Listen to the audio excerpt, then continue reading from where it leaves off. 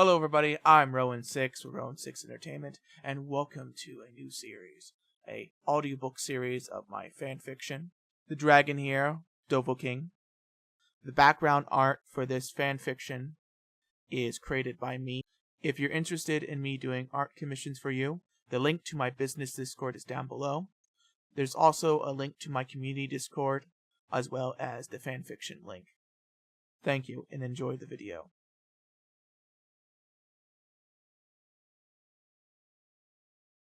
Chapter 12. Izuku was confused. These past months were some of the best and most confusing ones of his life.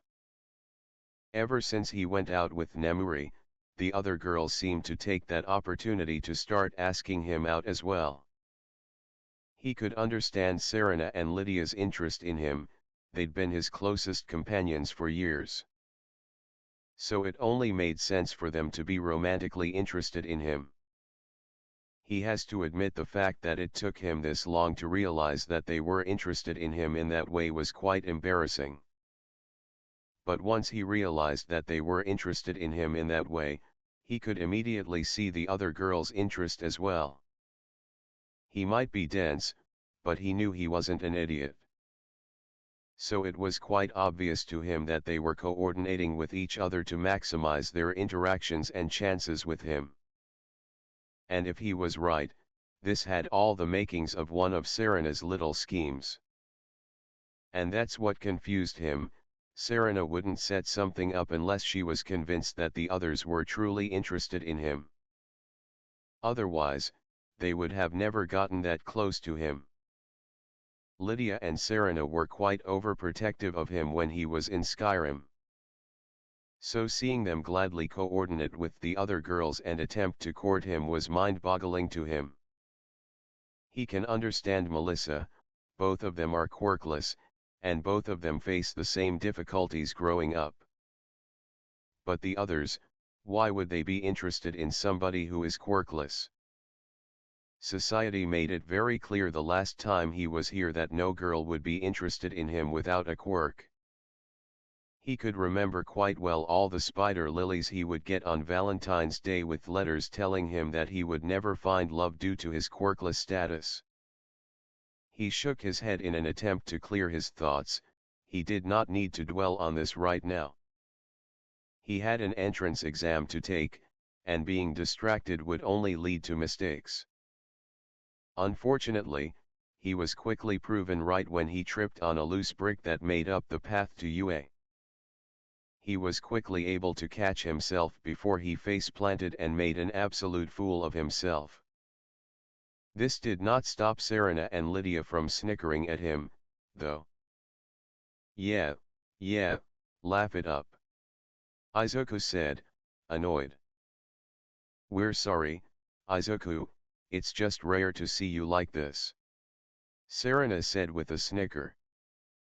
There was no way they were going to tell him. He mumbled all that out loud, and thanks to Serena's hearing, she could understand every word.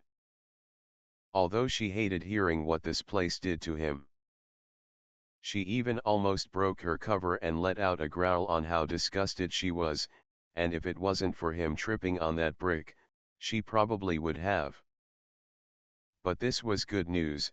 He now knew that they were interested in him, and all they had to do was set it up so they could pop the question. She smiled at the thought of it, but when she picked up a scent that she knew she didn't like, her smile immediately turned serious. "But anyway, it looks like the Pomeranian noticed us. I just cast an illusion spell on him to make him think we ran away." And sure enough, a quite furious-looking Katsuki Bakugo ran past him with murder in his eyes. Thank God for Serena's quick thinking, Izuku thought to himself. He honestly did not want to deal with an irate Bakugo today. Although he does hope he does something stupid to get him kicked out of the hero course, preferably before he even enters it. But he knows that Bakugo is too smart to do anything before he gets into UA and most likely would attempt to corner him on his way out. It doesn't help that Bakugo has been attempting to corner him all week, and if it wasn't for Serena's excellent sense of smell, he probably would have confronted them already. He knows Nizu is most likely keeping a close eye on him, so if he steps one toe out of line, he knows Nizu will kick him out before he even realizes it. Quickly thanking Serena for her quick thinking, Izuku heads inside with them. The written test was simple for him, but he could tell it was the opposite for Lydia and Serena. But it wasn't surprising since, before 6 months ago, they didn't have any formal education. If it wasn't for Nizu assisting them, they would have had no hope of passing the written portion of the test. Entering the auditorium for the explanation of the practical portion of the exam, the three of them took a seat right next to each other and as far away as possible from an irate Bakugo. Izuku was wondering what test the rat had planned for him. Was he fighting against a teacher in a spar? Was it a hostage situation scenario where teamwork was key? Hundreds of ideas went through his head, but as Present Mike made his appearance and started his explanation, his hopes were immediately dashed and he was immediately disappointed. Fighting robots, that's it, seriously. How idiotic a test is this? This only shows one aspect of heroics, and one that is not applicable for an entrance exam. Combat capability is important, but for an entrance test, not as much, especially when it's something you can easily train. Not to mention, this only gives credence to only combat quirks, which leaves out a lot of other quirks that are not combat-oriented and are just as good for heroics. But then again, knowing the rat, there's something more to the test. It also seemed that all three of them are in individual combat zones, and since there are 4 in total, he suspects that Melissa is also in a different zone as well. But before he could continue that train of thought, his thoughts and present mixed speech were both interrupted by a blue-haired boy wearing glasses. Excuse me, but on the handouts, it clearly states that there are 4 robots, not 3. If this is a misprint, it is quite shameful for a prestigious school such as UA to allow such a mistake to happen. The uptight, glasses-wearing boy states. But then he turns and points at Izuku. You with the unkempt hair, stop your mumbling, you are distracting the other applicants and causing an interruption. If you cannot take this exam seriously, then leave. The boy states. Izuku didn't even realize he was mumbling, especially when he knew he was quite quiet if he did so. So there was no way he was going to take this lying down. First, if you allowed Present Mike to finish, you would see he was going to explain that. Second, you're the only one here causing an interruption, and if you are so distracted by my mumbling, it only means you did not have the focus or discipline to even be here yourself. So, shut up, sit down, and be quiet. Izuku said with the authority of a seasoned general, which made the boy instinctively follow his commands. Once the boy sat down, Present Mike took the opportunity to finish the explanation of the practical exam, and thankfully with no more interruptions. As the trio left their seats and headed to their individual buses, Izuku could tell that this day was far from done. UA Entrance Exam Observation Room. All Might was not happy. For the entire month he was in Musudafu, he discreetly attempted to get in contact with Melissa or any of the other students from the prep course, but he was blocked at every turn. He even contacted one of his oldest colleagues in the police department, Detective Tsukachi, to see if he knew anything about them, and apparently he did, but he refused to tell anything. Which really pissed him off. And if it wasn't bad enough, apparently Nizu found out about it and saddled him with not just a teacher assistant but 2 part-time teachers who were recently employed. He also made sure that the only contact he would ever have with them was during class, which he now won't be teaching alone. He's going to have to arrange a couple of things behind the scenes if his first plan doesn't work. He found out that Nizu originally wanted the prep course to take a different entrance exam in Area 4. He did not know how difficult it was going to be or what exactly it entailed. But it stands to reason that it gave them more of a chance to get into UA. So he made discreet calls to the UA board as well as to the HPSC about it so they would prevent him from doing such an action, which worked. He knew the UA entrance exam was quite difficult even for people with quirks, so it would be impossible for a quirkless person to even have a chance at it. He planned that once the prep course members failed, he would approach one of them and offer them a chance to be his successor and recommend them to UA in a month or get them in during the sports festival. Hell, he could even pull some strings to get them into another hero school. So when he entered the observation room and was ready to see how badly they would fail, he wasn't expecting them to be tearing through robots left and right like they were nothing. And he wasn't expecting them to be armed either. All four of them are in different combat zones, as he requested, to prevent them from teaming up. But all four of them were armed, two of them were using swords, one was using a simple dagger, and Melissa looked to be using some type of support gear. The device was strapped to her wrist and looked to be quite sleek in design. Two barrels protruded from it. One of the barrels was firing ice projectiles in rapid succession. The other barrel was firing a condensed beam of fire that seemed to be cutting through robots like a hot knife through butter. Seeing this frustrated him, he needed to think of something, and he needed to do it fast. An idea came to his mind as he remembered a rule of the UA entrance exams, so All Might decided to call Nizu out on it.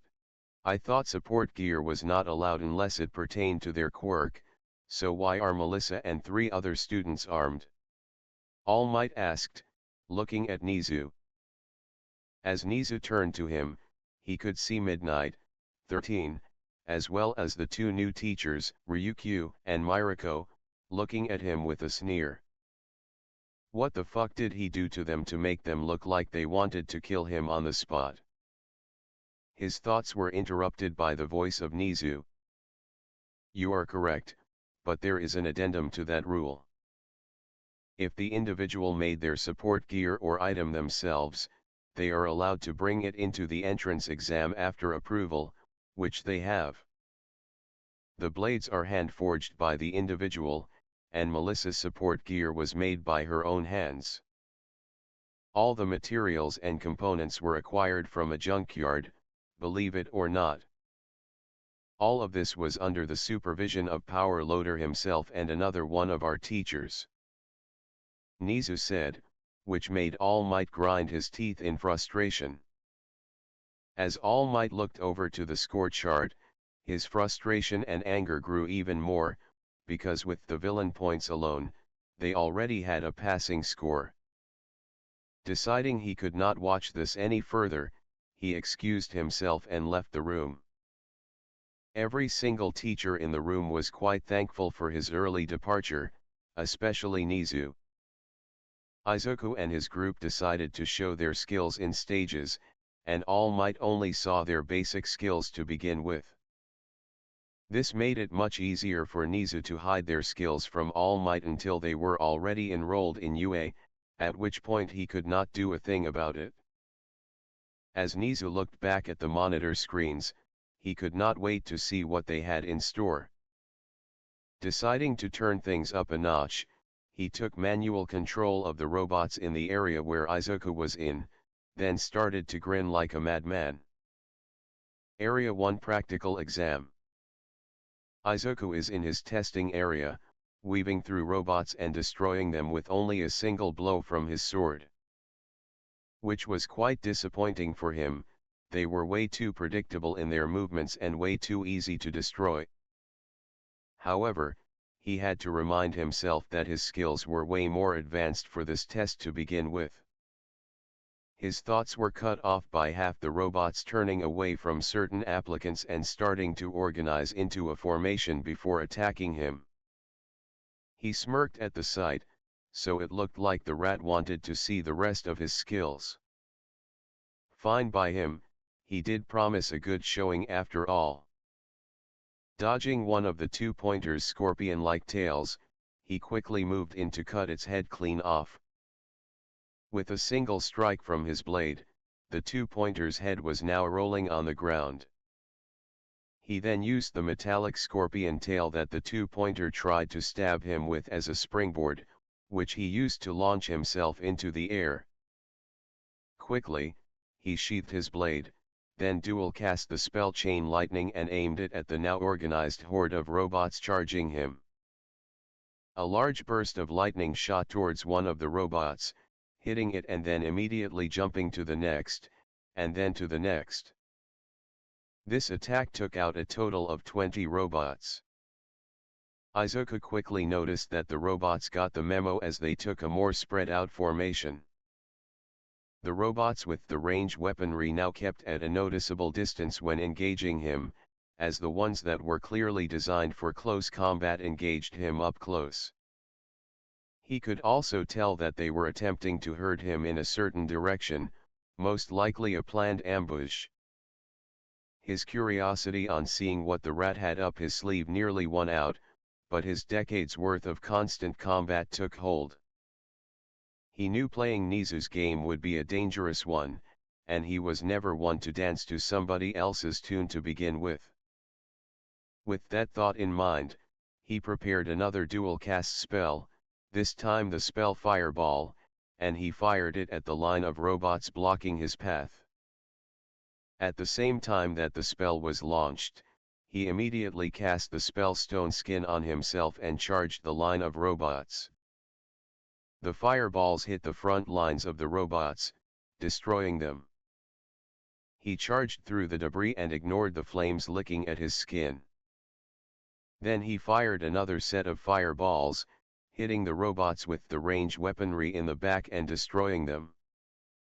Looking at the horde of robots he had just recently destroyed, the sound of metal on metal, tires driving over asphalt, and treads on pavement made him turn around in the direction that they were attempting to lead him down in the first place. A large force of robots, around 60 of them in total, was now charging at him, and they were bunched up again. He was quite happy that he did not let his curiosity get to him, especially since the ominous lights beeping on their chests gave him the impression that all the robots were now rigged to explode. Deciding that letting them get close to him was a bad idea, he analyzed his options. He knew if he used any of his AoE attacks, it would cause a chain reaction that he could easily get caught in. So Chain Lightning and Fireball were out, and there were too many of them to take them out individually. Then Izuku smiled as an idea formed in his head. He then took a deep breath before letting it all out at once. And with a mighty shout of fuss Roda, all 60 of the robots were flung back a good 60 feet by the unrelenting force shout smashing into them. As they all crashed into the pavement or buildings, every single one of them promptly exploded. Seeing the robots destroyed, he quickly looked around and noticed that there were no more robots around. With a quick loss Yanir, he uses the Aura Whisper shout so he can detect anything moving in his vicinity. Noticing that all the robots seemed to be retreating from his location and instead heading to other applicants, he quickly got the message that Nizu was sending him. I guess Nizu wants to give the rest of the students a chance to pass and doesn't want me taking any more robots away from them. But that doesn't mean I can't help out where I can, Izuku said, amused. He was about to run off when the ground shook and a yell from the other students reached his ears. Deciding not to leave anything to chance, he rushed in the direction of the disturbance. Area 2 Practical Exam. Melissa was panting heavily. The support gear she made ran out of juice a while ago, and she was forced to start using magic instead. She was quite honestly surprised that the support gear that she made lasted this long in the first place.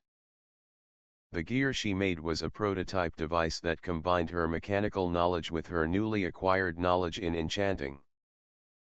Combining the frost enchantment with a coolant system allowed her to create a device that was capable of launching several projectiles of ice spikes at a target. And the best part about it is that the coolant system dumped the excess heat into the other barrel that was enchanted with the fire enchantment, allowing her to create a concentrated beam of fire. All this was powered by a custom-made battery that was enchanted with lightning enchantment. Normally, such a device would have been several times bulkier and extremely cumbersome. Not to mention that she would need an external power source the size of a hiking backpack to even make this thing work without enchantments. She had so many ideas to incorporate enchanting with technology, and she bet Izuku probably had way more. Especially when she showed him the device. It was a mistake because when she showed it to him, he went on one of his legendary mumble storms for a whole 2 hours non-stop. After those 2 hours, she walked away with multiple books of possible designs of support gears and theoretical equipment that he could think of. And she could not wait to try all of them out. He even promised that he would look more into the subject. Her thoughts were interrupted when a three-pointer attacked her. Forcing her to dodge out of the way, she then launched the spell spark at it, completely frying its systems with ease. Taking a knee, she panted. Izuku warned her that her magic reserves were still pretty low and she should pace herself once her support gear ran out. But she couldn't do that. She needed more points, she needed to get in, she needed to show the world that quirkless did not mean worthless, and more importantly, she needed to prove to herself that she could do this. Quickly casting the clairvoyance spell so she could find more robots efficiently, her concentration was interrupted by the shaking of the ground. Looking around to see where that shaking could have come from, her eyes widened as a long shadow blanketed half the area in darkness, and a 5-story tall robot made its appearance. Area 3 Practical Exam. Serena was just sitting back on one of the rooftops, watching the situation she was seeing unfold with a bored expression. Why was she bored, you may ask? Well, after a few minutes of dicing up robots, she quickly got bored and decided to use one of her specialties, the art of necromancy. Although Izuku did tell her to hold back on the necromancy so she did not freak people out. So he made her promise not to use any high-level necromancy spells until they're either out of UA or in case of an emergency. So instead of summoning a large amount of skeletons, she summoned a large amount of spirit wolves and Skyrim instead. Then she simply sent them toward the robots. She was extremely excited to see what carnage would unfold, and she even made popcorn. But as she watched, she was quickly disappointed. The fight that she was seeing was more boring than the one she was in previously. Especially when spirit wolves and Skyrim were capable of tearing through all the robots like tissue paper. Seriously, these were extremely low-level summons, the beginner summons to be exact. They were meant to be nothing more than cannon fodder, and they were tearing through these robots like they were nothing. Completely disappointed, she decided to make a bunch more before leaving the testing area. She was going to find something else to occupy her time. A mischievous thought crossed her mind and made her smile wickedly. She then cast invisibility on herself and disappeared from sight. UA Entrance Exam Observation Room. As the teachers looked at the monitors watching the students go ham on some robots, Power Loader spoke up. I lost track of Serena. Does anyone else have eyes on her? Power Loader said, confused. Nope, I do not see her anywhere in the testing area, only those ghost summons she conjured. Midnight said, equally confused. She might be planning on sneaking up on some robots with her illusions, maybe that's why we can't see her. 13 said thoughtfully. Has anyone else found it creepy that she can summon ghosts to fight for her? What's next, an undead horde? Present Mike said, a little creeped out. Oh, I totally could have summoned an undead horde if I so wished, but Izuku told me to hold back on the necromancy a bit. Serena said as she drops her invisibility spell right next to Present Mike, scaring the living shit out of him. Before he could scream, though, Serena cast the muffle spell on him, making anything he said no more than a whisper. The rest of the teachers could not hold back their laughter at the terrified look that was on Present Mick's face. The laughter lasted for a whole minute before the teachers could get it under control. But when they did, Nizu decided to speak up. May I ask why you are here and not in the testing area? Nizu asked as he sipped his tea. Ah, I was bored. Serena said as everybody looked at her with a sweat drop and confusion. Seeing the confusion, she decided to elaborate. The test was too easy for me, and I'm pretty sure 100 points and counting are enough for me to pass. Seriously, though, those robots weren't even a challenge, it was like they were meant to be torn apart. Serena said with a shrug. That's actually because they were designed to be torn apart. Power Loader said, causing Serena to raise an eyebrow, seeing that he decided to elaborate.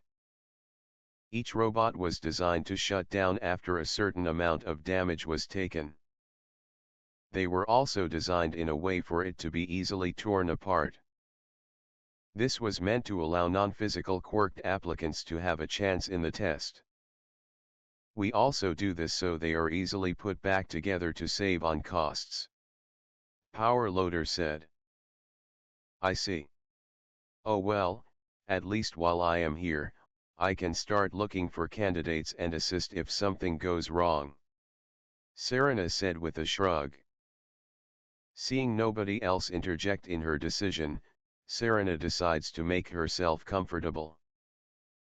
But as she does, she accidentally sits on a button on a nearby console, causing red lights to envelop the room and for everybody to look at her in surprise. This only caused Nizu to cackle manically, though.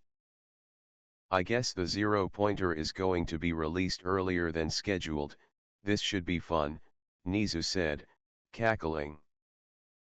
This caused everybody to look at the monitors in anticipation. But as Serena looked at the monitors as well, there was only one thought in Serena's mind. I probably should have stayed a little longer. Serena thought to herself, pouting at the missed opportunity. But then a mischievous smile crossed her face as she thought of one of the best ideas she ever had. Casting a spell that summons a chest, she pulls out various instruments that make everybody in the room stare at her in confusion. What are you doing? Midnight asks, confused. I think it's about time you heard one of my dear Izuku's folk songs, or should I say theme songs. Your way of phrasing words is still confusing to me. Serena said with a smile that showed off all her fangs. Then, to everybody's surprise, the instruments started to float into the air and quickly tuned themselves before hovering right next to Serena. Going to one of the microphones, she flicks the button marked broadcast to all areas so everybody can hear her. Then the instrument started playing, and she took a deep breath before she started singing. Area 1 Practical Exam. Play, The Dragonborn Comes, Skyrim, Ginger Tail cover. As Izuku hears the opening song that he recognizes all too well, he couldn't help but smirk. But his smirk quickly vanished when a horde of robots came shooting out of the alleyways and blocked his path toward the disturbance. Our hero claims a warrior's heart. Without slowing down, he charged forward and sliced one of the robots' heads clean off before using it as a springboard to flip over 3 other robots. But when he was in the air, he launched another chain lightning spell, frying 3 of them. I tell you, the Dragonborn comes. As he lands, he is forced to immediately dodge to the right as a scorpion tail from one of the robots tries to impale him. With the voice-wielding power of the ancient Nord arts. With a quick shout of Tiad Kloul, time slowed down long enough for him to dodge the next attack. And for him to easily slice the robot's head clean off its shoulders. Believe, the Dragonborn comes. Seeing a student being cornered by 3 robots, Izuku used the word wind sprint so he could close the distance before they could harm her. With a single slice from his blade, 3 more robots were destroyed, and he was on the move again. It's an end to the evil of all Skyrim's foes. As 12 more robots appeared, a tick mark appeared on Izuku's face. He was starting to get really tired of these robots that were hounding him. What happened to Nizu saving some robots for the other applicants? Shaking his head, he quickly regained his focus on the fight, and with a quick spell of chain lightning, 12 more robots fell before they could even reach him. This allows him to dash past their smoking remains unimpeded. Beware, the Dragonborn comes. For the darkness has passed, and the legend yet grows. Seeing no more robots, he sprints at full speed towards the disturbance.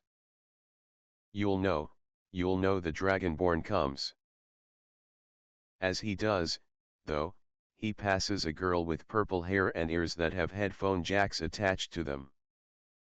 Their eyes met for only a second as the words of the lyrics played. As the song continued, Izuku could have sworn that he saw recognition in her eyes as he passed her.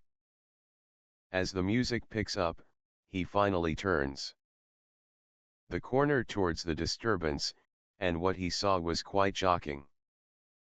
Dragonborn, the honor they have sworn, to keep evil forever at bay. Seeing the giant robot in front of him, he couldn't help but whistle in approval at the sight. Deciding to take it out due to its tendency to cause massive property damage, he prepares to charge at it. That was until he heard a yelp of pain.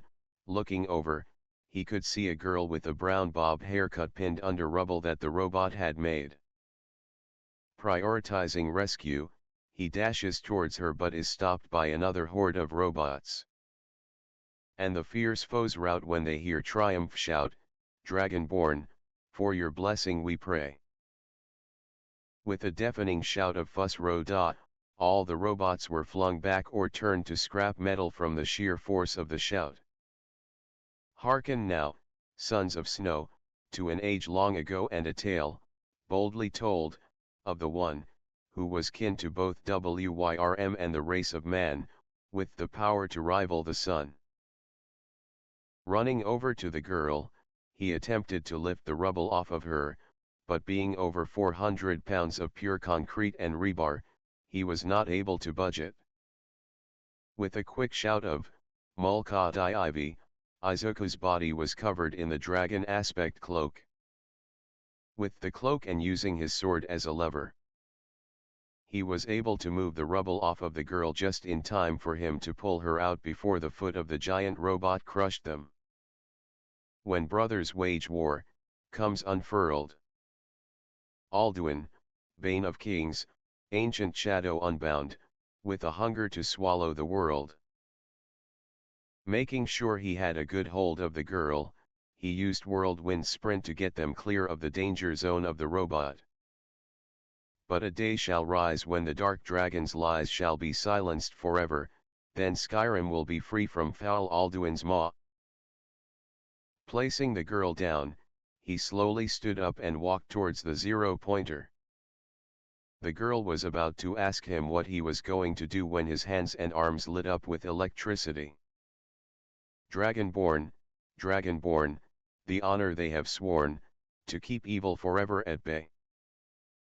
As Izuku slowly gathered his energy, the brown-haired girl could feel all her hair stand on end from the sheer amount of power that was rolling off of him in waves.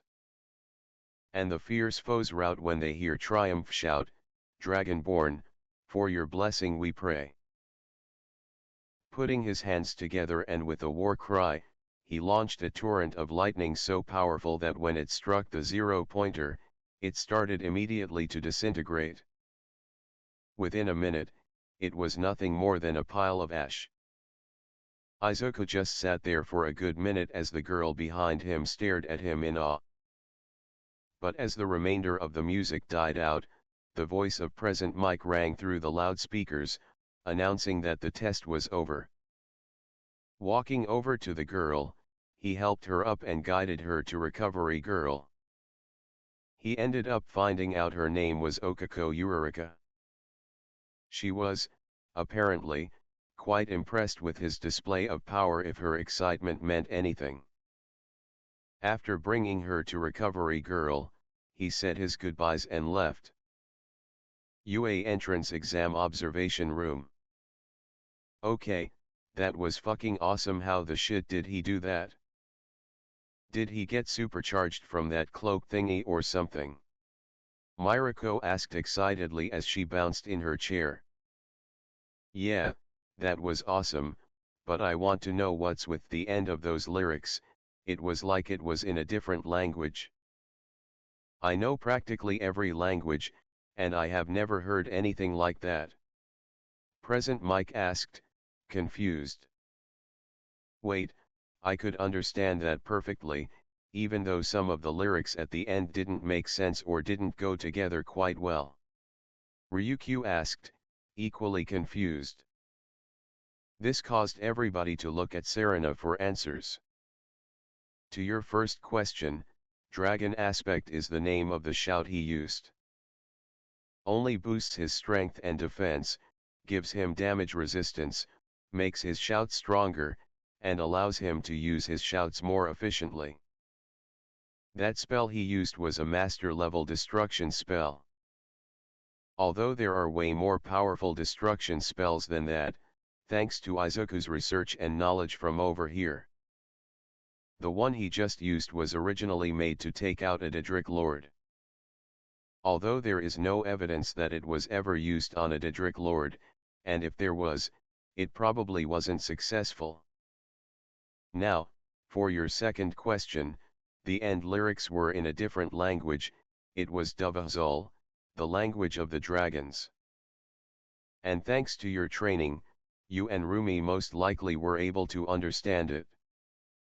As for not making sense at the end, that was because I am not a Dragonborn. You see, when Izuku sings it he projects Thursday to make moving images. Trust me, it's quite the sight, especially when the moving images are of him fighting a dragon in the mountains and of his favorite scenery of Skyrim. Now I think I'd better go, I smell trash coming this way. Serena said as she packed her instruments away and disappeared out of sight. Not even 30 seconds later, All Might walked into the room. As everybody gave him dirty looks, All Might could only think to himself, what the fuck did I do this time? Make sure you guys like and subscribe, and I'll see you guys next time. Bye!